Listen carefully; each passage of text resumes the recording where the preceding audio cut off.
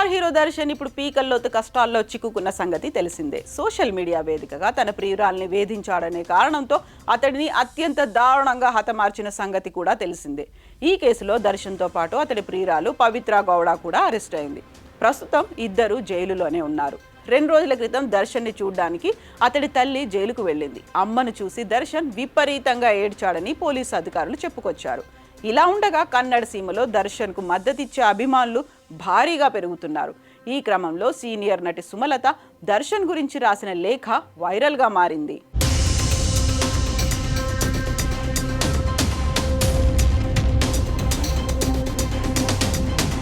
Auto driver Renukaswamy హత్య కేసులో నిందితులుగా దర్శన్ A2, నటి పవిత్ర A1గా ఉన్నారు.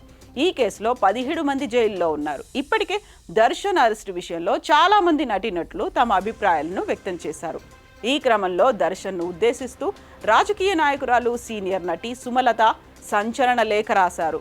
దానిలో దర్శన్ను తన కొడుకుగా చెప్పుకొచ్చారు. దర్శన్ను అంబరీష్ తన తండ్రిగా భావించేవాడని ఆమె చెప్పుకొచ్చింది.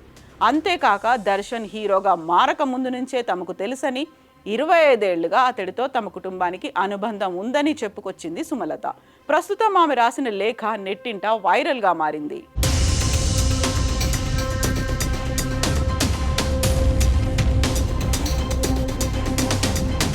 నేను 44 ఏళ్ల నుంచి సినిమా రంగంలో నటిగా, కళాకారిణిగా జీవిస్తున్నాను. 5 ఏళ్ల పాటు ఎంపీగా పనిచేశా.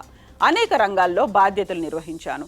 అనవసర వ్యాఖ్యలు చేయను. నా కుటుంబం, దర్శన్ కుటుంబానికి మధ్య ఉన్న బంధం మీకు అర్థం కాదు. అతను స్టార్ కాకముందు నుంచి సుమారు 25 ఏళ్లుగా నాకు తెలుసు. స్టార్డమ్కి మించి దర్శన్తో మాకు అనుబంధం ఉంది. తను నాకు కుటుంబ సభ్యుడు, కొడుకు లాంటివాడు. అంబరీష్ని ఎప్పుడు నాన్న అని పిలిచి తన జీవితంలో నాకు ప్రత్యేక స్థానం ఇచ్చాడు. ఏ తల్లి తన కొడుకుని ఇలాంటి పరిస్థితుల్లో చూడడానికి ఇష్టపడదు అని లేఖలో చెప్పుకొచ్చింది.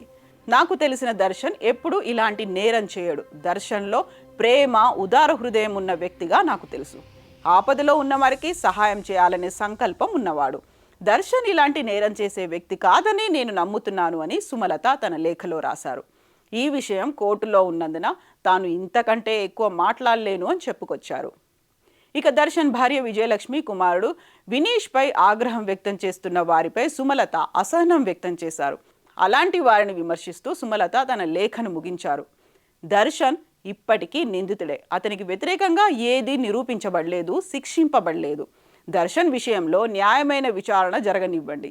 దర్శన్ కుటుంబ సభ్యులపై అసభ్యంగా మాట్లాడకండి. ఈ కేసు వల్ల ఇప్పటికే శాండల్వుడ్ స్తంభించిపోయింది అని రాసుకొచ్చారు.